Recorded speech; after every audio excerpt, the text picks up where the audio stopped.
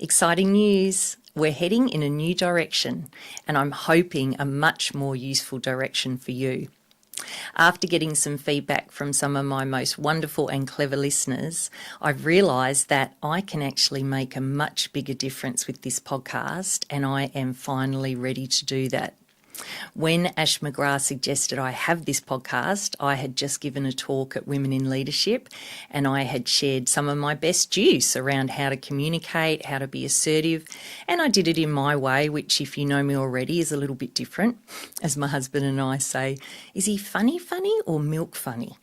Like, does this milk taste funny to you? And I always say I'm a bit of both. So if you like that, you'll like me. And look, I would say enough about me. It's never going to be about me from now on. That would be a lie, because it's where I get the juice from, right? The things I'm struggling with are the things that have me learn so much, and then I can help you with what I've learnt based on my failings, right? And that was always my instinct when I thought, what am I meant to do in this world? I thought I'm meant to experience things, fail, have challenges, and then share with people what I got out of that in my unique way. So I'm really excited about this new direction. I would say, and this is a hint for the new title, do yourself a favour and listen to the first of these, which is coming up now, Ask versus Guess culture. Today, we're going to talk about something that absolutely changed my understanding of myself and others, and let me see how much trouble I've caused myself and others, and it is something called Ask versus Guess culture. So, I first heard about Ask versus Guess culture some years ago, and when I was researching it again to get the references for this recording, it was actually mentioned on the Mamamia website, a well-known Australian website. Prior to that, they referenced that the original article had been written on medium.com, and I'll put all these links in the show notes, but actually it started with a conversation on Reddit, the wonderful, useful and useless Reddit, depending on the thread. So what is Ask versus Guess culture, and why has it got me into so much trouble, and how has it helped me learn how to adjust to different people? So if you are an ask person, you think the way things should work is if you want something, you'll ask for it. And if the other person isn't comfortable or doesn't want to, they'll just say no. Easy, right? I am an ask person. So I will ask for things and I will be perfectly comfortable if the person says no. That sounds right to me, right? It does not sound right to a guess culture person. A guess culture person is someone who's far more subtle, far more interested in the intricacies and gentleness of non-verbal communication, and does not like a direct question because the question itself is considered rude, and having to say no is incredibly uncomfortable. So I'll give you an example that they gave in the article. Say that you're travelling to New York, unless you're watching this in New York, and if you are, do let me know, because that's just so fabulous. You're travelling to New York and one of your friends lives there. You're an ask person. So you say to them, hey, I'm going to be in New York next month. I was wondering, could I sleep on your floor for a couple of nights or 5 nights or a week, whatever you think is reasonable? Now, if they're an ask person, they're either going to say, yeah, no worries, like I don't have a mattress, but as long as you're comfy with cushions, or they'll be equally comfy saying, oh, no, I'm sorry, everyone wants to stay with me when they come to New York. I barely have the house to myself. It's tiny. I wouldn't really love that, but I'd love to see you when you come over. So if two ask people are communicating, it's really clear, really easy, everyone feels good. The problem comes about when it's an ask person asking a guess person, or vice versa. So if we use the same example, an ask person asks a guess person who lives in the apartment in New York, hey, I'm coming to New York next month. Can I stay with you for a couple of nights, 5 days a week? The guess person is instantly stressed and offended because fancy asking that. That is so rude. Like, now you've put me in a position where I have to say no. I don't want to say no. I'm a nice person. Like, why didn't you just ring and say, hey, I'm going to be in New York next month? and then pause, because that would have given me the opportunity to say, you can stay with me, or it would have given me the opportunity to say, oh, let's catch up for dinner, and then we wouldn't have had to have this awkward conversation. So if you're an ask person at this point, you'll be like, what? Like, that's so confusing. Just ask. I'm happy with the no. Because I'm an ask person, I'm on board, right? The only problem with that is, if you're committed to being an ask person and not realising that a lot of the world are guess, and I reckon more than ask is my guess, you're going to be upsetting people. So I have upset many people, because prior to knowing this, I didn't think about it at all, and I just was very clear about what I wanted, thinking it was okay for people to say no. And if I'm honest, which you know I try and be here, even since knowing, I reckon I still do it much, much more than fitting in with the guest culture. Because for an ask person, the guest culture is vague and passive-aggressive and unclear and stressful, right? So if you're an ask person, you're singing Kumbaya with me, you're saying testify, you've totally got it. But what would be very useful for us to look at is the guest point of view. And so I'm going to channel a guest person, and of course more people are guest people, so I will be able to explain this to you as well, and we can think about how can we all get along. Also, of course, these things are cultural, as in genetics, as in country of origin, family of origin. We all have different agreements how we're going to communicate. And the Mamma Mia story, she talks about that she was born into a guest family and married into an ask family.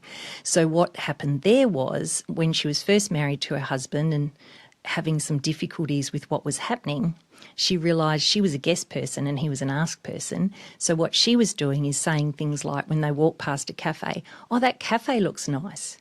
That was her saying, I want to go there. Now, if you're like me and you're an ask person, you're like, what the hell? Just say you want to go there. I didn't even pick up you wanted to go there. For her, just saying she liked the look of it should have been enough of a hint for the husband to book a table. We can start to see how the trouble's coming up straight away. A guest person might say, oh, are you feeling hot? And what they actually mean to say is, can I put the aircon on colder? But because they don't say that, the ask person will go, no, I'm not really hot. So I am an ask person, and I haven't checked this with my husband, but based on these stories I'm just telling, I think he is a guest person. Now, the way it works with he and I, because I've been trained to be very responsive to people's needs, if he says, is it hot in here? I will jump up and put the aircon on, or these days we've been married 15 years or together 15 years, I'll say to him, are you saying you want the aircon on? But I say it with a tone, and the tone is frustration. Like, just frickin' tell me if you want the aircon on. But that's as easy as saying to me as an ask person, just hint at what you want. And I'm like, I can't do it. So what one needs to do, of course, is realise who are they talking to. Guessing, I reckon, as an ask person that you're speaking to a guest person, because that's going to cause less offence as a starting point. If you're an ask person, taking it a little bit easy. If you're a guest person, trying really hard to be a bit clearer with what you actually want and being comfortable with no. But the truth is, neither group is fundamentally going to shift. It comes from childhood, it comes from every element of one's upbringing and personality. And I personally, and you might disagree and feel free to let me know in the comments. I've never asked for comments before. I'm learning and growing. Let me know in the comments. Do you think it's possible to change, or is it just possible to flex? So for the ask person, how do you flex? Don't be so bull at a gate. Don't assume that by asking the other person will feel comfortable saying no. Try and start perhaps with a gentle hint or question around the subject. It will be tricky, I know, but it could be very useful. And I cringe when I think of the ways that I've offended people in the past. And like I said, I wish it hadn't been true, but right up till the present. If you're a guest person and you realise you're with an ask person, you do try to say clearly what it is you want. If you want to go to the cafe, say, I want to go to that cafe. That'll feel very nerve-wracking as a guest person. Or if the asked person asks you something directly and you don't like it, say, oh, that doesn't make me comfortable. So it's a big job for both groups, but it can definitely help with relationships, help cause less offence. And I hope you agree, if you haven't heard of it before, for me it was an absolute eye-opener. Are you an ask or a guest person? Are you with an ask or a guest person? Which is your family? And what can we do with it to best get along? Dan and I were talking about this concept of ask versus guess. Dan is my studio and production manager. And I said, do you think I was strong enough on talking about the guess side of the spectrum? Because, of course, I'm an ask person. So he kindly said, yeah, it's kind of having to imagine if I was brought up by a different person or I was a different personality. That's very useful. And I hope it was balanced enough. But if it's not, feel free to let me know and I can say more, or have a look at the Mamamia link, the Medium link, and potentially a Reddit thread, because it's fascinating. The other thing he said that's very useful, which is under a banner that they call social psychology, which I studied an element of doing my coaching diploma at Curtin. He was saying very cleverly, actually, that people can be asked in one situation and guess in another. And that is so true. Thank you, Dan. Because depending on how safe you feel, depending on the power of the other person, depending on what you're trying to achieve, he was cleverly saying, you're right, you might be an ask person with your partner, but a guess person with a strongly personalitied friend. You might be an ask person naturally when you feel safe, but with a boss that you admire or have any fear around, you might switch to quite an unnatural guess kind of culture as a way of either being polite or protecting yourself. He also said very cleverly, when you're a podcast, I have guests. When you're a guess culture, the ask person has it as simple as this. The person who's asking, can I stay at your apartment, goes, they're going to say yes or no, no worries. The guest person then spends so much time crafting their verbal, text, email, voice message response, how to say no in a way that won't hurt the friendship, won't insult the person.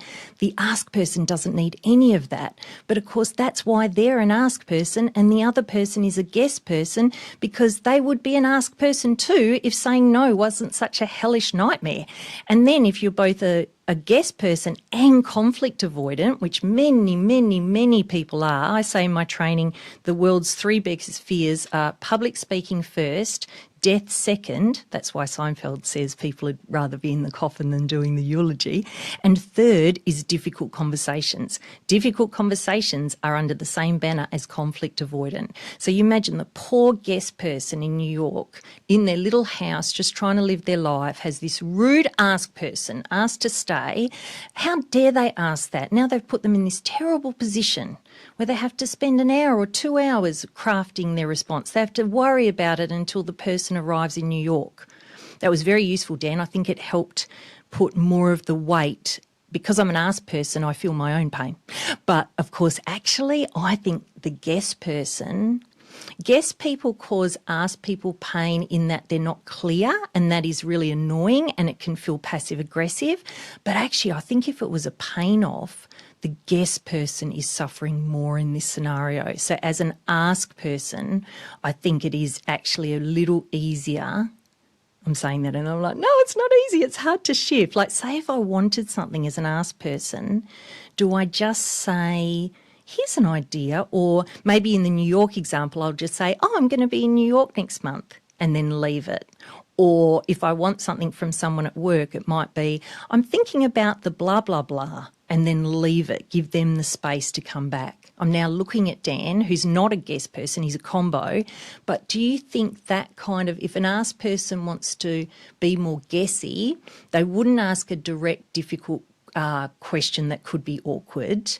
They would perhaps just open the conversation and allow the guest person to... I think it's hard. It depends so much. Like, I like a clear question because I would miss it. If you were like, I'm going to New York, I'd be like, yeah, it's cool. But I wouldn't know. I'm exactly the same. I would miss it. And then the guest person who would get upset with me. And I know I've upset people by not getting the hints. I've upset my husband by not getting the hints. Don't hint, just tell me. And I'm saying that as hard as it is as me saying I'm going to now speak less clearly. So this is not easy, but understanding always helps us. Empathy always helps us. So if you haven't heard of this before, you are welcome, because this is going to have you realise a lot of difficulties that you could now somewhat avoid. Thanks again.